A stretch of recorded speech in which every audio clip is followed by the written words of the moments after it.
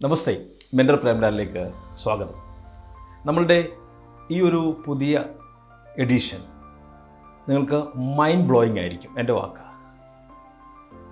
എല്ലാവരും ചോദിക്കുന്ന ചോദ്യമുണ്ട്, നിനക്കൊരു എയിമുണ്ടോ? എയിം, ലക്ഷ്യം അല്ലേ? എന്നാൽ ഇവിടെ ആ എയിമേ അല്ല, AIM, അസോസിയേറ്റഡ് ഇന്നോവേറ്റീവ് മൈൻഡ്സ്, കൂട്ടുകെട്ടുകൾ.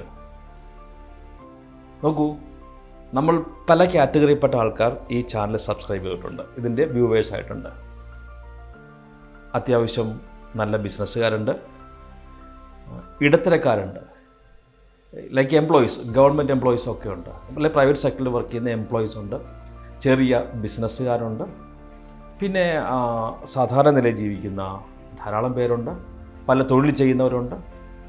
നോക്കൂ, നമുക്ക് നമ്മുടേതായ ലോകത്ത് നമ്മളോട് യോജിച്ചിരിക്കാവുന്ന, ഇന്നോവേറ്റീവായിട്ട് ചിന്തിക്കാൻ തയ്യാറുള്ള നിങ്ങളുടെ നാട്ടിലെ നിങ്ങളുടെ കൂട്ടുകാർക്ക് ഒരുമിച്ച് കൂടാമോ?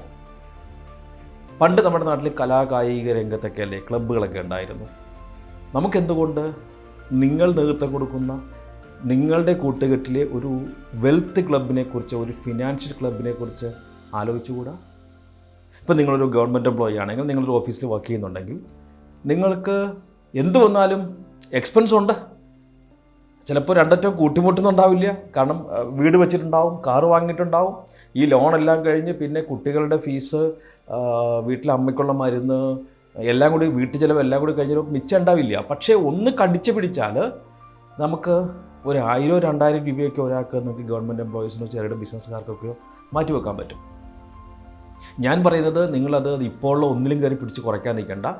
ഒന്ന് ശ്രദ്ധിച്ച് നോക്കിയാൽ, നമ്മുടെ ഫിനാൻഷ്യൽ എക്സ്പെൻസിലേക്ക് ശ്രദ്ധിച്ച് നോക്കിക്കഴിഞ്ഞാൽ എവിടെയെങ്കിലും ചോർച്ചയുണ്ടോ എന്ന് നോക്കുക. ധാരാളം സ്ഥലത്ത് ചോർച്ചയുണ്ടാവും. ഇപ്പോൾ നിങ്ങൾ സ്ഥിരമായി ലോട്ടറി എടുക്കുന്നുണ്ടെങ്കിൽ അതൊരു ചോർച്ച തന്നെയാണ്. ചിലപ്പോഴൊക്കെ ഭാഗ്യമുള്ളവർക്ക് ചിലർക്കൊക്കെ അടിക്കുന്നുണ്ടാവും, പക്ഷെ മിക്കവാറും ആൾക്കാർക്ക് ചോർച്ച തന്നെയാണ്. ഇനി രണ്ടെണ്ണം വീശുന്ന സ്വഭാവം ഉണ്ടെങ്കിൽ അതൊരു ചോർച്ച തന്നെയാണ്. നമ്മൾ ചിലപ്പോൾ സമാധാനം കിട്ടാൻ വേണ്ടി അല്ലെങ്കിൽ രസത്തിനൊക്കെ പറയും, പക്ഷേ ഒരു ചോർച്ച തന്നെയാണ്.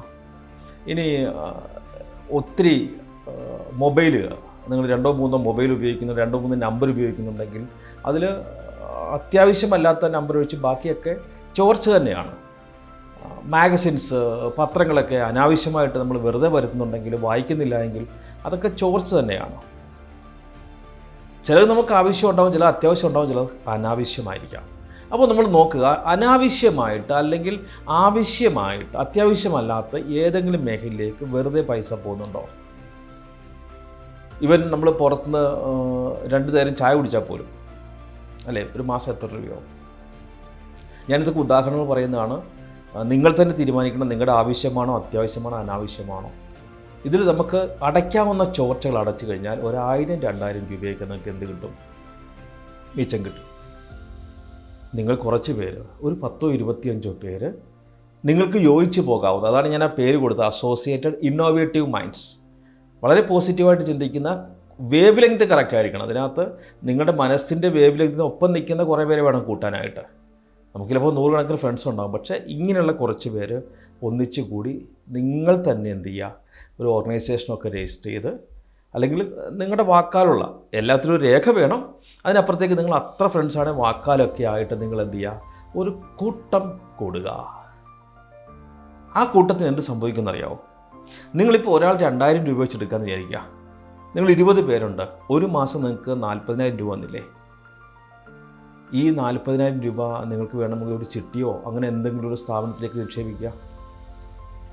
4-5 മാസം കഴിഞ്ഞാൽ നല്ലൊരു തുക നിങ്ങൾക്ക് ഒരു ചിട്ടിയായിട്ട് പിടിച്ചെടുക്കാൻ പറ്റും. ആ തുക ഉപയോഗിച്ച് നിങ്ങൾക്ക് സ്ഥിര വരുമാനം കിട്ടുന്ന, വാല്യൂ അഡീഷനുള്ള ഏതെങ്കിലും വസ്തുക്കളിലേക്ക് ഈ തുകയെ മാറ്റി ഇൻവെസ്റ്റ് ചെയ്യുക. ഇതൊരു സ്റ്റെപ്പ് ബൈ സ്റ്റെപ്പ് പ്രോസസ്സാണ്. ആദ്യം നമ്മൾ മൂലധനം കണ്ടെത്താനായിട്ട് 2000 രൂപ അല്ലെങ്കിൽ 1000 രൂപ ഒരാൾ കണ്ടെത്തി, അതുപയോഗിച്ച് നമ്മളൊരു വിശ്വസ്തയുള്ള സാമ്പത്തിക സ്ഥാപനത്തിൽ പോയിട്ട് ഒരു ചിട്ടി ചെയ്തു. 5-ാമത്തെ മാസം 6-ാമത്തെ മാസമോ അവിടുത്തെ കണ്ടീഷൻ പ്രകാരം ആ ചിട്ടി നമ്മൾ പിടിച്ചപ്പോൾ ഒരു എമൗണ്ട് നമ്മുടെ കയ്യിൽ വന്നു. ഈ പണത്തെ നമുക്ക് ഇനി വളരാൻ സാധ്യതയുള്ള, എന്നാൽ നിങ്ങൾക്ക് ഒരു വരുമാനം കൂടി കിട്ടാൻ ചാൻസുള്ള ഒരു മേഖലയിലേക്ക്, അത് ഇപ്പോൾ ഞാനൊരു ഉദാഹരണം പറയാം. വാടക കിട്ടിക്കൊണ്ടിരിക്കുന്ന ചെറിയ ബിൽഡിങ്ങുകൾ നിങ്ങൾക്ക് വാങ്ങാൻ സാധിച്ചാൽ നിങ്ങൾക്ക് ഈ ഒരു തുക അഡ്വാൻസ് കൊടുത്തുകൊണ്ട് ബാക്കി തുക ഒരു ലോണായിട്ട്, ഇത്ര പേരുള്ളതല്ലേ, ബാങ്കിൽ നിന്ന് ഒരു ലോണായിട്ട് സംഘടിപ്പിച്ച് കഴിഞ്ഞാൽ ഈ ലോൺ എമൗണ്ട് നിങ്ങളുടെ ഈ ബിൽഡിംഗ് അടയ്ക്കും. കുറച്ച് നാൾ കഴിയുമ്പോൾ നിങ്ങളുടെ ഈ കൺസോർഷ്യത്തിന് സ്വന്തമായിട്ട് ഒരു സ്ഥലവും ബിൽഡിങ്ങുമായി പിന്നെ കിട്ടുന്ന റവന്യൂ നിങ്ങളുടെ ഭാവിയിലേക്ക്. ഞാൻ വെറുതെ ഒരു ഉദാഹരണമായിട്ട് ഒരു തോട്ടിട്ട് തന്നതാണേ. ഇതെങ്ങനെ വിനിയോഗിക്കണമെന്ന് നിങ്ങൾ തീരുമാനിക്കണം. ഇത് ആർക്കും ചെയ്യാം കേട്ടോ, ആർക്കും ചെയ്യാം. നമുക്ക് ധാരാളം സുഹൃത്തുക്കൾ എനിക്കുണ്ട്, അത്യാവശ്യം കമ്പനി കൂടുന്നവർ.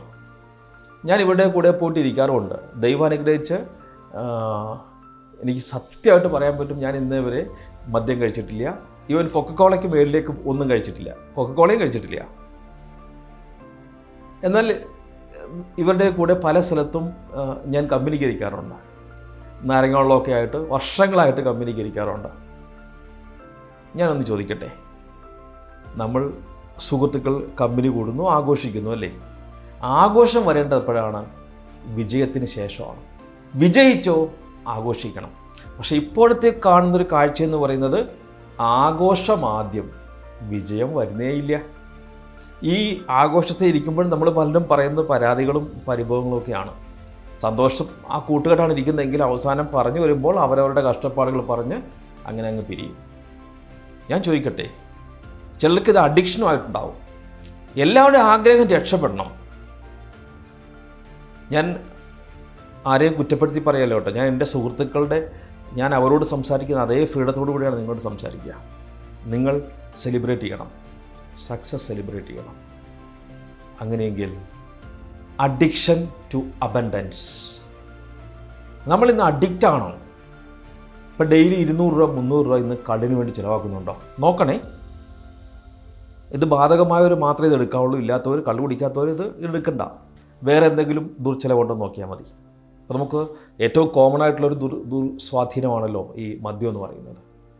അപ്പോൾ ഡെയിലി ഒരു 200 രൂപ ഷെയർ ഇട്ടാൽ പോലും മാസം 5000-6000 രൂപയായി. അങ്ങനെ ഷെയർ ഇടുന്ന 20 പേര് കുടിക്കേ മാസം 5000 വെച്ചിട്ടാണെങ്കിൽ 1 ലക്ഷം രൂപയായി. 1 ലക്ഷം രൂപ ഒരു ചിട്ടി സ്ഥാപനത്തിൽ അടച്ചാൽ 5 മാസം കൊണ്ട് 5 ലക്ഷം രൂപ നിക്ഷേപകർക്ക് നിൽക്കാണ്ട് 20-25 ലക്ഷം രൂപയുടെ ചിട്ടി അവിടെ നിന്ന് പിടിക്കാൻ പറ്റും. ആ പണം ഉപയോഗിച്ചുകൊണ്ട് ഞാൻ ഈ പറഞ്ഞ പോലെ എന്തെങ്കിലും ഒരു കാര്യം ഒന്ന് ചെയ്ത് നോക്കി.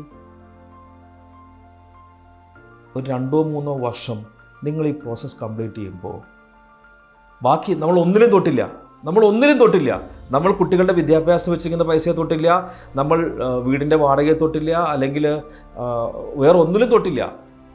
നമ്മുടെ ഒരു ദുശ്ശീലത്തിൽ നിന്നും ഒരു 20 അപ്പോൾ കമ്പനി കൂടി അടിച്ചു നശിച്ചിരുന്ന കുറേ പേർ ഒന്നിച്ചു കൂടിയപ്പോൾ വീട്ടുകാർക്കും നാട്ടുകാർക്കും അഭിമാനിക്കാവുന്ന തരത്തിൽ വെൽത്തുള്ളവരായി മാറും. കാരണം ഓരോരുത്തർക്കും ചൂണ്ടിക്കാണിച്ച് പറയാൻ പറ്റില്ല ഇത് എൻ്റെ ബിൽഡിങ്ങാണ്, ഞങ്ങളുടെ ബിൽഡിങ്ങാണ്. അപ്പോൾ സമ്പത്തില്ലാഞ്ഞിട്ടല്ല, നമ്മൾ പലപ്പോഴും അതിലേക്കുള്ള വഴികളിലേക്ക് തിരിയാഞ്ഞിട്ടാണ്. ഈ എഡിഷൻ വളരെ സിമ്പിൾ, ഞാൻ അധികം കാര്യമൊന്നും പറഞ്ഞിട്ടില്ല. ഞാനൊരു തോട്ടിടുകയാണ്.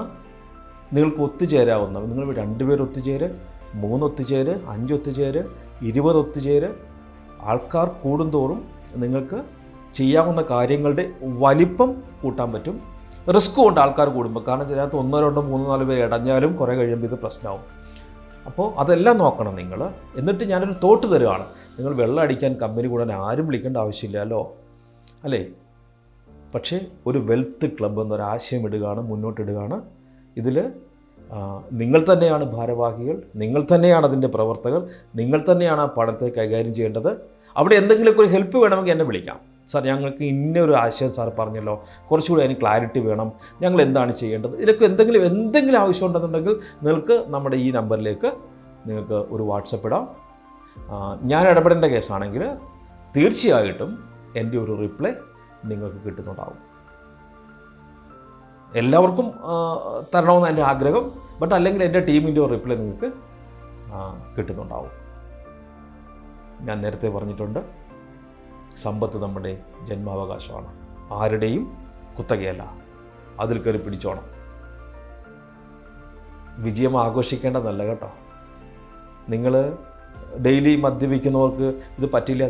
ഒരു പെഗ് കുറയ്ക്കുക, എന്നിട്ട് അത് നേരെ ഇങ്ങനെ കൂട്ടത്തിൽ നിക്ഷേപിക്കുക.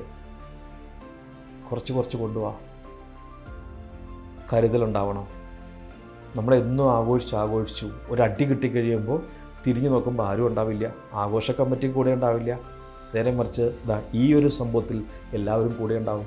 കാരണം ഇതെല്ലാവരുടെയുമാണ്. ഒരുമിച്ച് ചേർന്ന് associated innovative minds. All the best.